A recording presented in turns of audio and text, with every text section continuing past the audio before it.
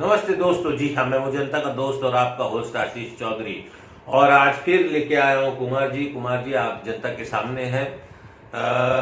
बढ़ते हुए कोरोना के वार को किस तरह से झेलेंगे, कैसे झेलेंगे, क्या करेंगे, इसके बारे में हम आज चर्चा करेंगे कुमार जी से और जानेंगे कि आखिर ये हो क्या रहा है। सरकार, कोरोना, आखिर इस सरकार, कोरोना और जनता, ये तीन जो चीजें हैं, इसमें क्या और कैसे हम बच सकते हैं और इसके बारे में क्या जानकारी और हमको मिल सकती है। सर, इसके बारे में थोड़ा प्रकाश साहब देखिए, कोरोना के बारे में जहां तक मैं बोलना चाहूंगा जी कि कोरोना एक ऐसा डिजीज हो गया है जिसको अभी तक हम लोगों ने आइडेंटिफाई नहीं किया है कि ये कैसे ट्रांसमिट हो रहा है। WHO ने पहले बोला था कि वुहान लैब से आया, फिर बाद में WHO ने बोला कि ये बैट से निकला। इट में भी कि ये बैट से निकला होगा। कुछ लोग कहते हैं कि ये हवा में फैलता है, कुछ लोग बोलते हैं ये सरफेस से फैलता है। लेकिन हमारे कंट्री में अभी तक मेडिकल इंटेलिजेंस नाम की ऐसी कोई एजेंसी नहीं है जो इस बात की पुष्टि करे कि हवा में सैंपल कोरोना के जहां भी पेशेंट हो, जहां गर्दी हो, वहां का हवा का सैंपल कलेक्ट किया हो, उसमें देखा हो कि कितने कोरोना के वायरस मिले हो। जो कोरोना के पेशेंट है उनके हाथ को देखा हो, सरफेस को देखा हो टच करा के कि कोरोना के वायरस मिल रहे हैं कि नहीं मिल रहे हैं। तो ये जहां तक कहा गया है, अभी जैसे किसी कंपनी ने कहा है कि नहीं एयर में फैल रहा है, तो मेरा ये बोलना है कि इस कोरोना के लिए अभी तक कोई दवा बनी नहीं है और ना आने वाले 10 साल में कोई दवा बनने वाला है कोरोना का। जो अभी वैक्सीन आया है वो हमारे रेजिस्टेंस पावर को बढ़ाने के लिए बनाया गया है। उसके बाद भी कोरोना हो सकता है। वो सिर्फ रेजिस्टेंस पावर जो बॉडी की उसको बढ़ा रहा है। वो कोरोना की कोई पर्टिकुलर दवा नहीं बनी है। तो मेरा ये कहना है कि अगर कोरोना की दवा नहीं और कोरोना हवा में फैल रहा है तो हवा में फैलने वाले डिजीज को किसी के लिए रोक पाना यह असंभव है। जब तक हम हवा ना रोक दें तब तक ये डिजीज नहीं रोक सकते हैं। और हवा तभी रुकेगा जब हम इस धरती पे नहीं रहेंगे। तो जहां तक ये बात है कि फिर हम लोगों को खुद से सोचना चाहिए, जैसे हमारी गवर्नमेंट ने कहा माझी परिवार माझा जिम्मेवारी, ऐसा कहकर उन्होंने स्लोगन भी बनाया। तो हमारी जिम्मेवारी खुद होती है कि हम कोरोना से कैसे बचें। अब कोरोना से बचने के लिए हम लोगों ने क्या सोचा, देखा, समझा कि जहां पे कोरोना का सेंटर, कोविड सेंटर बनाया गया है, वहां पे हम लोगों ने कोरोना के 3 तरह के पेशेंट को 3 कैटेगरी में बांटते हैं। Category 1, category 2 and category 3। Category 1 में वो पेशेंट आते हैं जो कोई बहुत क्रोनिक डिजीज से हो और जिनका एज भी ज्यादा हो। और दूसरा कोरोना 2 में वो आते हैं जिनका एज हो गया हो और कोई डिजीज खास नहीं हो। और तीसरा वो है जो यंग है, जिनको अभी कोई रोग नहीं है और इनका रेजिस्टेंस पावर भी अच्छा है। ऐसे सारे लोगों को अगर हम कोविड सेंटर में जमा करते हैं 200, 400, 500, तो क्या ऐसा हमको नहीं लगता कि हम वहां के कोरोना के डेंसिटी को बढ़ा रहे हैं। वही सांस वो A कैटेगरी का भी ले रहा है, वही सांस 20 कैटेगरी का भी ले रहा है। और वहां का जो कोविड सेंटर का यूटिलिटी है, जो पब्लिक जैसे टॉयलेट है, यूरिनल है, वो मुश्किल से 5 या 10% रहता है। सारे लोग फिर वही जमा होते हैं। जी सर, और हम देख रहे हैं कि वहाँ पे सोशल डिस्टेंसिंग का भी कुछ, सोशल डिस्टेंसिंग तो भूल जाइए। वहां पे एक ही जगह पे हम अगर सारे कोरोना पेशेंट को जमा करते हैं A, B, C कैटेगरी के, तो मेरे को ऐसा महसूस होता है कि ये कोरोना की डेंसिटी को हम बढ़ा रहे हैं। और मरने की ज्यादा, वहां से सबसे ज्यादा डेथ भी कोरोना सेंटर से ही आ रहा है। जो लोग घर में आइसोलेटेड हो रहे हैं, जो दूर जाके आइसोलेटेड हो रहे हैं, उनमें नहीं है, मरने का कोई भी रेशियो नहीं है। अगर कोई मर भी रहा होगा तो किसी और डिजीज से मरा होगा। लोग बोलते हैं ऑक्सीजन की कमी हो जाती है, ऑक्सीजन लेवल बहुत कम हो जाता है। कोविड सेंटर में तो ऑक्सीजन सिलेंडर रहता है, फिर वहां पे पेशेंट क्यों मर जाते हैं? लेकिन ऑक्सीजन की तो कमी बता रही जा रही है, राज्य सरकार बता रही है राज्य सरकार का ऑक्सीजन की कमी है, बेड की कमी है। देखिए, ये राज्य सरकार का और केंद्र सरकार का आपस का लड़ाई है। जो हाँ कोरोना वो नहीं सॉल्व कर पा रहे हैं, लोगों का डेथ रेट नहीं रोक पा रहे हैं, तो दोनों एक दूसरे से लड़कर के जनता का दिमाग डाइवर्ट करना चाह रहे हैं। तो मेरे हिसाब से इसके सिवाय कोई उपाय नहीं है कि हम खुद अपना विल पावर स्ट्रांग करें और विल पावर स्ट्रांग करें और जो सेफ्टी नॉर्म्स है उसको फुलफिल करें, कम से कम मूवमेंट करें, ज्यादा से ज्यादा घूमना रोकें अपने आप को, अपनी जिम्मेवारी खुद समझें हम, तभी हम कोरोना से बच सकते हैं। और एक जहां पर कोई दवा नहीं है तो यही हम बोल सकते हैं कि ये कुदरत का नियम है। कुदरत जिसको चाहे रखेगा और जिसको नहीं चाहेगा उसको नहीं रखेगा। बाकी इतना बोल सकते हैं कि डर के आगे जीत है। रहा सरकार की बात, महाराष्ट्र सरकार की बात, तो मैं महाराष्ट्र सरकार, बहुत अच्छी लाइन आपने कही है, मैं उसको अंडरलाइन करना चाहता हूँ। हालांकि ये एक एडवर्टाइजमेंट की लाइन थी, लेकिन ये वाकई में आज सत्य हो रही है कि डर के आगे जीत है। सर हाँ, अभी महाराष्ट्र सरकार की मैं बात करता हूं। महाराष्ट्र सरकार टोटल फेलियर सरकार है। ना ये कोरोना रोक सकती है, ना जीना रोक सकती है किसी का। अभी महाराष्ट्र सरकार ने एक स्लोगन दिया। महाराष्ट्र सरकार को मैं महाराष्ट्र सरकार नहीं बोल सकता, मैं इनको राजा बोलता हूँ, राजा मानता हूँ। ये राजा हैं, ये राजमहल से कभी बाहर की जिंदगी देखी नहीं, इनको ये नहीं पता कि गरीबों की जिंदगी क्या होती है। इन्होंने अभी लॉकडाउन को एक नया नाम दे दिया है, ब्रेक द चेन, जबकि इसका पूरा उन्होंने सेंटेंस नहीं बोला।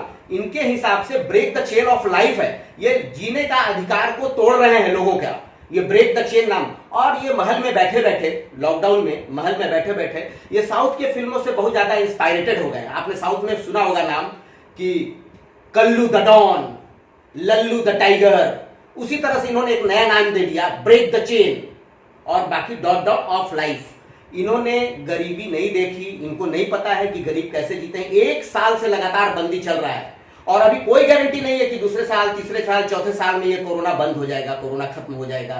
तो इस तरह से लोग मर जाएंगे और कोरोना से मरने की अनसर्टेनिटी है, मरेंगे नहीं मरेंगे ये नहीं बोल सकते, लेकिन गरीबी से, भूख से, ये ब्रेक द चेन, लॉकडाउन, ये सब जो नया नया शब्द का जाल इन्होंने बुना है, इसमें गरीब जरूर मरेगा।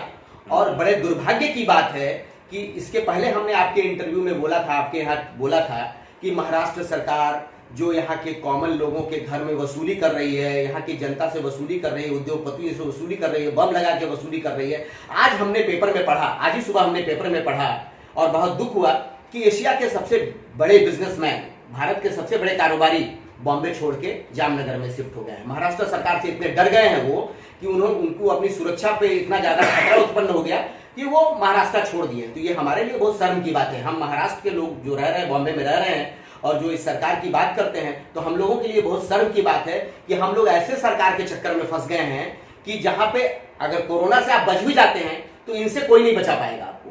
अगर बच गए तो इनकी वसूली में फंसना है या बम लगवाएंगे ये। तो ये बहुत सेमफुल है। अब इस सरकार में दो सपोर्टर पार्टी है। एक पार्टी एनसीपी है जो महाराष्ट्र में वट वृक्ष है और कहा जाता है कि वट वृक्ष के नीचे कोई दूसरा पेड़ नहीं होता है। और दूसरी पार्टी एक कांग्रेस है जिन्होंने इस पार्टी से गले मिलाया तो इनका धर्म भी गया और इनका धन भी गया। धर्म ऐसे गया कि ये सेक्युलर पार्टी थी, बाबरी मस्जिद गिराने वाले पार्टी से इन्होंने गले मिलाया। गले मिलने के बाद इनके मंत्री के खाते खाली हैं, इनके खाते में कुछ भी पैसा नहीं है। अब ये तो पैसा मांगने के लिए सीएम के घर तक जाने लगे कि साहब मेरे खाते में पैसा डालो, क्योंकि हफ्ता तो बंद हो गया और इनके अकाउंट्स में कुछ पैसे नहीं है फंड में। अब ये खर्चा करें कैसे, अपना खर्चा निकालें कैसे। तो इनके साथ बड़ी दुविधा वाली पड़ गई। ना माया मिला ना इनको राम मिला। तो ऐसे स्थिति में मैं इतना ही बोलूंगा आपके चैनल के माध्यम से कि हम जनता अपनी जिम्मेवारी को समझें और हम जनता खुद कोरोना से भी बचें और इस सरकार से भी बचें और इस सरकार का विरोध करें। और जनता यही मांग करे कि जल्द से जल्द हमारे देश में, हमारे राज्य में राष्ट्रपति शासन हो, ये सरकार जाए। ये सरकार जिस दिन जाएगी उस दिन कोरोना भी चला जाएगा, क्योंकि ये सरकार जिस दिन से आया उसी दिन से ये महाराष्ट्र में पनौती लग गया है कि कोरोना से बचो। और कोरोना बीच में कोरोना साइलेंट कर दिया था इन लोगों ने जान करके, क्योंकि हफ्ता चालू था। जैसे ही हफ्ता का भंडाफोड़ हो गया इनका, लॉकडाउन आ गया, ब्रेक द चेन आ गया, break the chain of life आ गया, नए नए डायलॉग्स आ गए। तो ये सरकार जो है ये राजा है, राजा से बचाए। डेमोक्रेटिक कंट्री में हम जी रहे हैं, हमको जन सेवक चाहिए, राजा नहीं चाहिए जो महल में ही रहता हो। ना महल की बाहर की दुनिया कभी देखी है, ना गरीबी देखी है, ना इन्होंने सत्ता चलाना जाना है। ये तो पहले रिमोट से सत्ता चलाते थे, पहले ये सुपर सीएम थे, अभी एग्जीक्यूटिव सीएम हो गए। पहले ये दूसरे से काम करवाते थे, अब उनको खुद काम करना पड़ रहा है। तो ऐसे में ये स्टेट सुखी नहीं रहेगी, ना कोरोना से सुखी रहेगी, ना इस गवर्नमेंट से सुखी रहेगी। तो इस गवर्नमेंट से छुटकारा जैसे ही हम पाएंगे वैसे हम कोरोना से भी छुटकारा पाएंगे। और ये हम, चूंकि हम लोग कॉमन पीपुल्स हैं, हम लोग एक साधारण वर्ग से आते हैं, हम लोगों को समझ में आता है कि लॉकडाउन हमारे देश की डेंसिटी, इन्होंने पॉपुलेशन डेंसिटी नहीं देखी महाराष्ट्र की, बॉम्बे की, कि ओवर क्राउडेड सिटी है ये। यहाँ पे एम्यूनिटीज कम है, झोपड़पट्टे ज्यादा हैं, एक एक घर में 5-5, 10-10 परिवार रहता है। ब्रेक द चेन, लॉकडाउन, इसमें कहीं कोरोना नहीं रुकने वाला है। कोरोना एक दूसरे से ट्रांसमिट हो रहा है, जो हवा में हो रहा है। हवा को कभी रोका जा सकता है क्या? और जब तक कोई दवा नहीं आई है कोरोना की तब तक लॉकडाउन बेमानी है, अननेसेसरी लोगों पे इम्पोज कर रहे हैं। हाँ, गरीबी ने तो हालत खराब कर रखी है। वो जैसे आपने कहा कि एक एक रूम में 5-5, 6-6 लोग, 10-10 लोग रह रहे हैं। साहब आप देखिए, मैं बताता हूं, सरकार ने आज तक खुद मुख्यमंत्री का जुबान नहीं खुला वो बम कांड पे, वो हफ्ता वसूली कांड पे। अब शर्म से उनका मुंह नहीं खुल रहा है या वो भी इसमें शामिल है इसलिए मुंह नहीं खुल रहा है। दूसरी बात, हमको एक चीज और बता दीजिए आप, आज तक सीएम ने बोला कि कोई मेरे यहाँ लाइट काटने वाला नहीं जाएगा, कोई लाइट नहीं कटेगा, जिसको भाड़ा नहीं देना है उनको भी घर से नहीं निकाला जाएगा, सरकार उनकी मदद करेगी। अभी सरकारी गुंडे घर पे पहुंचेंगे लाइट काटने के लिए, बैंक वाले पहुंचेंगे, उनके गुंडे पहुंचेंगे हफ्ता वसूली के लिए, तो आदमी क्या करेगा, कैसे जिंदा रहेगा? आपने उनको एकदम फ्री हैंड्स दे दिया, लाइट काटो, पानी काटो, प्रॉपर्टी टैक्स नहीं मिल रहा तो सील करो, ये करो, वो करो। इस तरह से गवर्नमेंट के भी गुंडे, आज तक सरकार ने एक बार भी नहीं बोली कि ना कोई लाइट बिल जमा करना है आपको इन ड्यूरिंग ये ब्रेक द चेन, और ना आपको कोई भाड़ा जमा करना है, ना आपको कोई टैक्स जमा करना है, वो सारी चीजें चालू है। सरकार ने एक शब्द बोला क्या? गरीबों की हित की सरकार बात करती है, तो गरीबों के हित की बात ये भी है कि नहीं है? आज लोग डरे हुए हैं कि मेरा लाइट कट जाएगा, मेरा नेट कट जाएगा, मेरा केबल कट जाएगा, बच्चों पढ़ाई कैसे करेंगे जो ऑनलाइन पढ़ाई पढ़ रहे हैं, उनका फीस कहां से भरेंगे, ये सरकार ने नहीं सोचा। इसीलिए मेरा यही कहना है कि ये सरकार गरीबों की नहीं है, ये राजशाही है, ये सरकार नहीं है, ये राजा को हम लोगों ने चुन लिया है सरकार के रूप में, तो जल्द से जल्द इनसे छुटकारा पाया जाए। चलिए ठीक है कुमार जी, हमारे इस प्रोग्राम में आने के लिए और कुछ अपने विचारों से रोशनी देने के लिए। याद रखिएगा दोस्तों, जीवन में कभी डरना नहीं, सरनी चाल कभी चलना नहीं, हिम्मत वाले को डरना नहीं। तो मैं यही कहूँगा, कोरोना से डर से ज़्यादा, जैसे कि सर ने कहा कि डर के आगे जीत है, तो डर के आगे जीत है। चलते हैं, नमस्कार।